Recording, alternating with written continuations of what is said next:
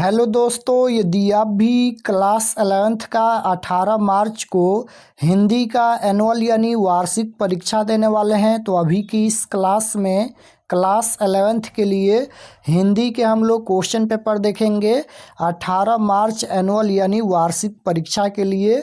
तो आप लोग इस क्लास में अंत तक बने रहिएगा। ये क्लास 11th के लिए हिंदी का क्वेश्चन पेपर है 18 मार्च एनुअल यानी वार्षिक परीक्षा के लिए। यहाँ पर देख सकते हो क्लास 11th एनुअल एग्जामिनेशन 2026 वार्षिक परीक्षा 2026 के लिए ये हिंदी का क्वेश्चन पेपर है 18 मार्च एनुअल यानी वार्षिक परीक्षा के लिए। और ये हिंदी का क्वेश्चन पेपर आईएसी, आईकॉम और आईए यानी साइंस, आर्ट्स, कॉमर्स तीनों के लिए एक ही पेपर रहने वाला है हिंदी का। और तीनों का विषय कोड यहाँ पर अलग अलग दिया गया है। समय मिलेगा 3 घंटा 15 मिनट का और पूर्णांक 100 रहेगा। 100 नंबर का एग्जाम होगा। तो सबसे पहले पेपर में खंड अ मिलेगा। खंड अ में आपसे ऑब्जेक्टिव टाइप क्वेश्चन पूछा जाएगा। 1 से लेकर 100 तक ऑब्जेक्टिव क्वेश्चन पूछा जाएगा। इनमें से किन्हीं 50 प्रश्नों के उत्तर देना है परीक्षा में। तो आइए पहला नंबर क्वेश्चन देखते हैं। फर्स्ट क्वेश्चन यहाँ पर पूछा गया है कि निम्नलिखित में कौन विकल्प अल्प प्राण व्यंजन का उदाहरण नहीं है। तो फर्स्ट क्वेश्चन का राइट आंसर सी हो जाएगा फ। क्वेश्चन नंबर 2 है कि केवल मुंह से बोले जाने वाले स्वर वर्णों को क्या कहते हैं। तो 2 का right answer option number C हो जाएगा निर्नुनासिक कहते हैं। Option number C right answer. Question number 3 यहाँ पर पूछा गया है कि स्पर्श व्यंजनों की संख्या कितनी है। तो 25 है। Right answer option number D हो जाएगा 25।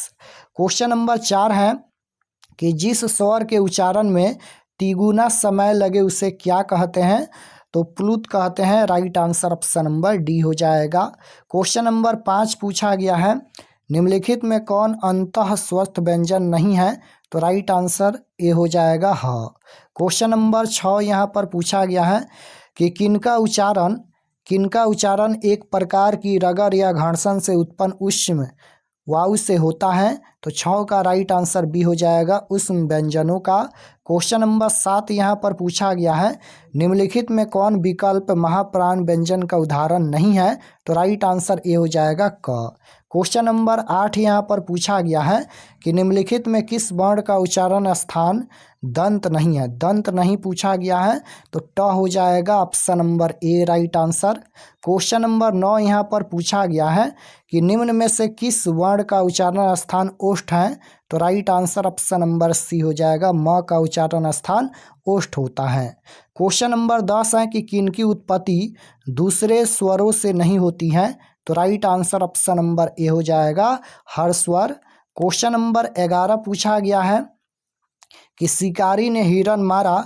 इस वाक्य में हिरन मारा किस कारक का उदाहरण है। तो कर्म कारक हो जाएगा। राइट आंसर डी होगा। क्वेश्चन नंबर 12 है कि पिंजरा शब्द है। पिंजरा शब्द है तो तद्भव शब्द है। राइट आंसर बी हो जाएगा तद्भव।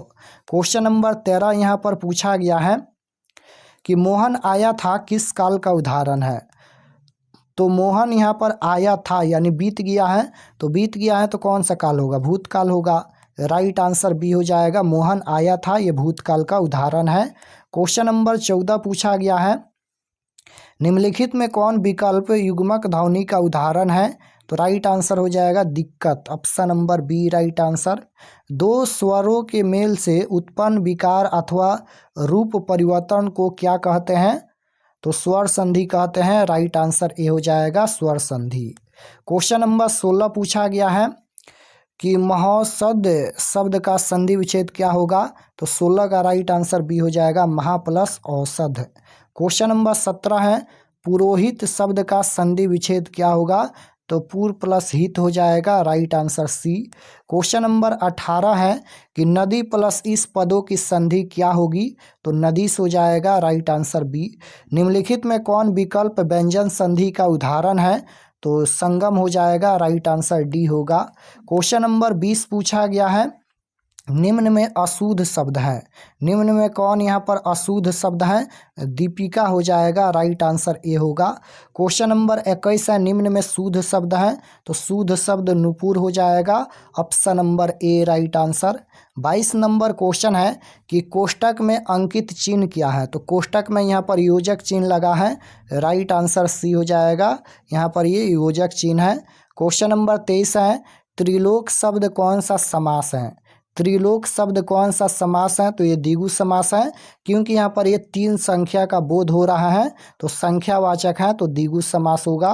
क्वेश्चन नंबर 24 है, यहाँ पर निम्न में कौन विकल्प अविभाव समास का उदाहरण नहीं है? नहीं पूछा गया है, तो शूलपाणी यहाँ पर हो जाएगा, right answer B.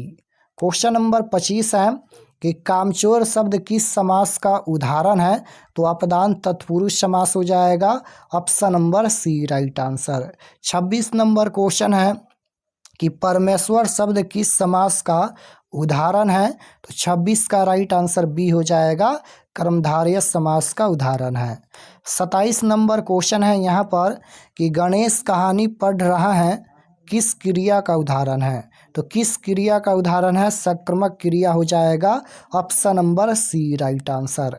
28 number question है, इस गली में सबसे बड़ा मकान सोहन का है, इस वाक्य के रेखांकित अंश में कौन सा पदबंध है? तो 28 का राइट आंसर ए हो जाएगा, संज्ञा पदबंध होगा। क्वेश्चन नंबर 29 पूछा गया है, राम प्रताप पत्र लिखता है, ये किस वाक्य का उदाहरण है? किस वाक्य का उदाहरण है? तो ये हो जाएगा कर्तवाच्य, option number A right answer. निम्नलिखित में कौन शुद्ध वाक्य है? शुद्ध वाक्य पूछा गया है, तो शुद्ध वाक्य कौन है? तो गांधी जी ने आत्मकथा लिखी, राइट आंसर यहाँ पर बी हो जाएगा, करेक्ट आंसर। क्वेश्चन नंबर 31 है यहाँ पर कि गड़े मुर्दे उखाड़ना मुहावरे का अर्थ है, तो ये हो जाएगा बीती बात याद करना, right answer option number B हो जाएगा। क्वेश्चन नंबर 32 है, झमाझम वर्षा हो रही है किस वाक्य का उदाहरण है? तो ये किस वाक्य का उदाहरण है? ये सरल वाक्य का उदाहरण है, राइट आंसर ए हो जाएगा। क्वेश्चन नंबर 33 पूछा गया है, दानों किस संज्ञा का उदाहरण है? संज्ञा पूछा गया है, तो ये हो जाएगा जातिवाचक संज्ञा। घी किस संज्ञा का उदाहरण है? तो घी यहाँ पर ये द्रव्यवाचक संज्ञा का उदाहरण हो जाएगा, राइट आंसर डी होगा। क्वेश्चन नंबर 35 है, तालाब शब्द किस लिंग का उदाहरण है? तो तालाब यहाँ पर ये पुल्लिंग शब्द है। चिंता शब्द किस लिंग का उदाहरण है? तो चिंता ये स्त्रीलिंग हो जाएगा, option number A right answer. Question number 37 है यहाँ पर कि सड़क शब्द का बहुवचन रूप क्या होगा? तो सड़कें हो जाएगा। एक पंथ दो काज लोकोक्त का अर्थ पूछा गया है, तो एक काम से दूसरा काम हो जाना, राइट आंसर सी होगा। 39 नंबर क्वेश्चन है कि जो राजगद्दी का अधिकारी हो उनके लिए एक शब्द है, तो राइट आंसर क्या हो जाएगा? युवराज शब्द है, option number C right answer. 40 number question है कि विस्तृत शब्द का विलोम क्या होगा? तो ये हो जाएगा संक्षिप्त, option number C right answer. सम्मुख शब्द का विलोम पूछा गया है, तो विमुख हो जाएगा, विलोम शब्द मतलब उल्टा शब्द होता है। 42 नंबर क्वेश्चन है, निम्न में कौन विकल्प सोना शब्द का पर्यायवाची है? तो ये हो जाएगा कंचन, हेम, कनक, option number C right answer. राजा शब्द का पर्यायवाची पूछा गया है, तो महीप हो जाएगा, option number A right answer. Question number 44 है, रचना की दृष्टि से वाक्य के कितने भेद हैं? तो रचना की दृष्टि से वाक्य के कितने भेद हैं? तो 3 भेद हैं, राइट आंसर ए हो जाएगा 3। विष्णु विशेष का विशेषण पूछा गया है, तो वैष्णव हो जाएगा, option number C right answer. Question number 46 है, समर विशेष का विशेषण पूछा गया है, तो सामरिक हो जाएगा, right answer D. Question number 47 पूछा गया है, लघु विशेष का विशेषण पूछा गया है, तो लाघव हो जाएगा, option number C right answer. रंगीला शब्द में प्रत्यय है, प्रत्यय किसी भी शब्द के लास्ट में जुड़ता है, रंगीला में इला प्रत्यय जुड़ा है, राइट आंसर डी होगा। क्वेश्चन नंबर 49 पूछा गया है कि मेरठ वाला शब्द में कौन सा प्रत्यय है? तो वाला प्रत्यय हो जाएगा, option number D right answer. करवाहट शब्द में कौन सा प्रत्यय है, प्रत्यय पूछा गया है। तो करवाहट, करवाहट में आहट प्रत्यय हो जाएगा, आहट प्रत्यय, option number B right answer. 51 number question है, उत्तम शब्द में कौन सा उपसर्ग है। उपसर्ग पूछा गया है। उपसर्ग शब्द के पहले जुड़ता है, उत्तम में यहाँ पर उत उपसर्ग जुड़ा है, राइट आंसर ए हो जाएगा। अनमोल शब्द कौन सा उपसर्ग है, तो अनमोल यहाँ पर ये अन उपसर्ग हो जाएगा। क्वेश्चन नंबर 53 है कि प्रत्युपकार शब्द में कौन सा उपसर्ग है, तो प्रति उपसर्ग है। क्वेश्चन नंबर 54 है, यहाँ पर बनावट के विचार से शब्द के कितने प्रकार हैं, तो बनावट के विचार से शब्द के प्रकार पूछा गया है, तो 3 प्रकार हैं, राइट आंसर बी होगा। 55 नंबर क्वेश्चन है, निम्नलिखित में कौन युग रूढ़ शब्द का उदाहरण है, तो 55 का ऑप्शन नंबर डी हो जाएगा, चक्रपाणी। क्वेश्चन नंबर 56 है, सफ़ेद कबूतर शीर्षक पाठ के लेखक कौन है। अब यहाँ पर ये बुक का क्वेश्चन आ गया, तो सफ़ेद कबूतर शीर्षक पाठ के लेखक कौन है, तो राइट आंसर हो जाएगा ऑप्शन नंबर सी न्यूगन क्वांगथान, ऑप्शन नंबर सी हो जाएगा। क्वेश्चन नंबर 57 है, जगन्नाथ शीर्षक पाठ के रचनाकार कौन है, तो राइट आंसर हो जाएगा Kedarnath Singh, option number C हो जाएगा। 58 नंबर क्वेश्चन है कि तोड़ती पत्थर शीर्षक पाठ के रचनाकार कौन है, तो तोड़ती पत्थर शीर्षक पाठ के रचनाकार कौन है, तो सूर्यकांत त्रिपाठी निराला, राइट आंसर सी हो जाएगा। सूर्य शीर्षक के लेखक कौन है, तो राइट आंसर हो जाएगा उदेलन यहाँ पर अस्मैकल, option number B right answer. 60 number question है, कविता की परख शीर्षक पाठ के रचनाकार कौन है, तो कविता की परख शीर्षक पाठ के रचनाकार कौन है, रामचंद्र शुक्ल है, राइट आंसर डी हो जाएगा रामचंद्र शुक्ल। क्वेश्चन नंबर 61 है, निम्नलिखित में कौन शीर्षक पाठ साहित्य विधा कहानी नहीं है, तो गांव के बच्चों की शिक्षा हो जाएगा, राइट आंसर ए। कविता की परख शीर्षक पाठ साहित्य की विधा है, तो ये हो जाएगा कविता की परख, ये निबंध है, option number C right answer होगा। 63 नंबर क्वेश्चन है, यहाँ पर निम्न में कौन शीर्षक पाठ के लेखक हरिशंकर परसाई हैं, तो राइट आंसर बी हो जाएगा एक दीक्षांत भाषण, ऑप्शन नंबर बी हो जाएगा। आंखों देखा गद्दर नामक पाठ के लेखक हैं, तो विष्णु भट्ट गोडसे वर्षईकर हो जाएगा, right answer A.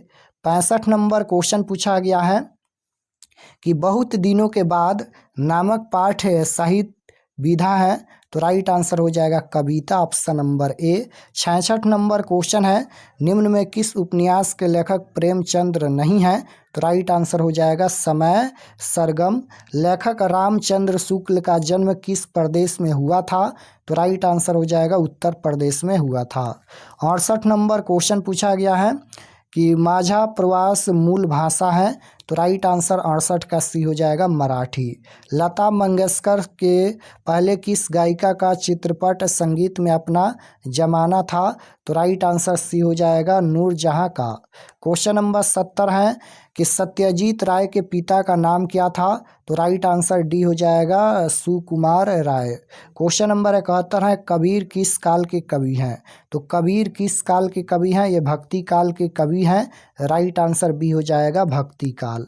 Question number 72 पूछा गया है कि तुम मेरे ठाकुर मैं तेरी दासी, यह किसका कथन है, किसका कथन है, तो मीराबाई का कथन है, राइट आंसर ए हो जाएगा। निम्नलिखित में कौन संत कवित्री थी, तो राइट आंसर 73 का सी हो जाएगा सहजोबाई।